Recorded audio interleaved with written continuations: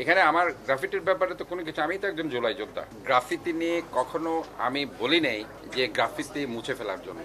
আমি এ ধরনের কোনো ইনস্ট্রাকশনও দিই নাই। এখানে আমাদের যে পরিচ্ছন্ন বিভাগের রুটিন কাজ হচ্ছে 6 মাস পর পর যদি কোথাও পোস্টার থাকে, কোথাও কিছু ব্যানার থাকে, সেগুলো ক্লিন করা। এবং অ্যাকর্ডিংলি এখানে দেখবেন যে আমাদের এই সিটি কর্পোরেশনের যে পিলারগুলো আছে, সামনের যে পিলারগুলো, বেশ কয়েকটা পিলার, এখানে সব সময় কিন্তু আন্তর্জাতিক বিভিন্ন রাজনৈতিক নেতৃবৃন্দ আসে, বিভিন্ন ধরনের ডিপ্লোম্যাটরা আসে, বিভিন্ন ধরনের সামাজিক নেতৃবৃন্দ আসে, যারা বিদেশে হয়তোবা তাদের আমাদের দেশের ভাবমূর্তির একটা ব্যাপার থাকে। বিভিন্ন অ্যাম্বাসেডাররা এখানে না হলেও গত 1 মাসে 4-5 জন অ্যাম্বাসেডার এসছে, জাপানিজ অ্যাম্বাসেডার এসছে, আমেরিকান হাইকমিশন অ্যাম্বাসেডার এসছে, ইভেন আপনার ধরেন সুইডেনের অ্যাম্বাসেডার এসছে, ফাইনালি এদিন টার্কিশ আসছে। তো ওভারঅল সবাই এখানে আসে এবং এখানে আসলে জিনিসগুলো যে পোস্টার দেখে তারা অনেক সময় বলে যে এই জায়গাটা এত অসুন্দর কেন। তা আলটিমেটলি গিয়ে আমরা যখন দেখলাম যে এখানে সমস্ত পোস্টার লাগে না, কোনো গ্রাফিটি নেই, গ্রাফিটি সব ঢাকা পড়ে গেছে।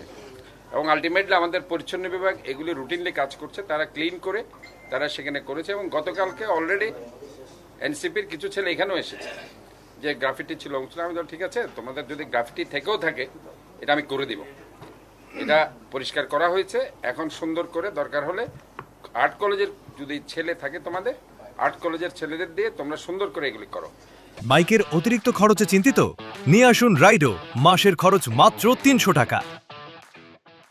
এখানে আমার গ্রাফিটির ব্যাপারে তো কোনো কিছু, আমি তো একজন জুলাই যোদ্ধা এবং আমি নিজেও তো এটার ব্যাপারে টাকা দিয়েছি। এবং এরকম উদাহরণ খুব কম পাওয়া যাবে যে এখানে এসে টাকা নেয়নি। এখানে সিটি কর্পোরেশন থেকে গ্রাফিটির জন্য টাকা নিয়েছে, আর সিটি কর্পোরেশন দিয়ে যারা আমি ব্যক্তিগতভাবে টাকা দিয়েছি।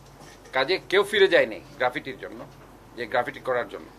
কাজে আমি স্পষ্টভাবে যেটা বলতে চাই সেটি হচ্ছে, গতকালকে আমি আমার স্টেটমেন্ট দিয়েছি এই ব্যাপারে। স্টেটমেন্ট দেওয়ার পরেও কেন তারা 8:30টায় এসে এখানে উল্টাপাল্টা কাজ করে? উপরে তাদের সাথে বসেছি, তাদেরকে তো আমি 4 ঘন্টা বসছে এটার সাথে। আমি আধা ঘন্টা কথা, আমি হাফ এন আওয়ার কথা বলেছি, জিয়ার সাথে 3-4 ঘন্টা কথা হয়েছে। তো সেখানে আলাপ আলোচনার পরে তারা হাসি মুখে ফিরে গেছে। ফিরে যাওয়ার পরে আমি আবার আমার স্টেটমেন্টও দিলাম। স্টেটমেন্টের পরও তারা মানে আমি বলতে চাচ্ছি একজন নেতার ইন্ধনে এটা হয়েছে, আমি নামও বলেছি আগে, আমি আর কারো এখন নাম বলতে চাই না। তো সেখানে এসে তারা এই কাজটা করে। তার অর্থ হচ্ছে যে সামনে যে নির্বাচন, এই নির্বাচনে তারা এটাকে ক্যাশ করার জন্য অথবা এই যে একটা অপরাজনীতি করার জন্য তারা এটা করছে, অন্য আর কোনো কিছু। এখানে আসলে তারা ওইটা না করতে পারতো, কারণ যেখানে আমার সাথে একটা কথা হয়েছে, আমি তাদেরকে বলেছি যেখানে আসলে পোস্টার ছিল, কারণ এখানে গ্রাফিটিগুলো মুছে গেছে। এবং আমি এর আগে আমার যে কর্মকর্তা তাদেরকে ডেকে এনেছি যে তোমরা এটা ইয়া করেছো, বলছে স্যার এখানে গ্রাফিটি ছিল না, সব পোস্টার ছিল, আমরা পোস্টারগুলো ক্লিন করেছি। এখনো তোমরা যদি যাও দেখবে পোস্টার লাগানো আছে আরও অনেক পিলারের মধ্যে। এখানে কোনো গ্রাফিটি নেই, গ্রাফিটি সব ঢাকা পড়ে গেছে। এবং আমি এটাই বলছি যে আমাদেরকে তো আসলে মনে প্রাণে ধারণ করতে হবে। জুলাই অগাস্টের যে বিপ্লবটাকে আমরা কি মনে প্রাণে ধারণ করতে পারছি কিনা? মনে প্রাণে ধারণ করলে তো আমরা অবশ্যই পিলারগুলোতে আমরা দেখতে পেতাম। কেউ কি পিলারগুলো দেখেছে? আজকে যারা কালকে রাত্রে এসে এখানে যে শাউট করেছে, এখানে যে উল্টাপাল্টা কথা বলেছে, বিভিন্ন ধরনের তারা লিখেছে এবং আমার বিরুদ্ধে বিষোদ্গার করেছে, যেখানে অলরেডি আমি একটা স্টেটমেন্ট গেছে, যেখানে তারা দুপুরে এখানে বসে একটা মিটমাট হয়ে গেছে যে এখানে অসুবিধা নেই, আমরা সব কিছু আমরা আবার করে দেবো এবং যেখানে যেখানে তোমাদের সমস্যা সেটা আমরা সলভ করে দেব।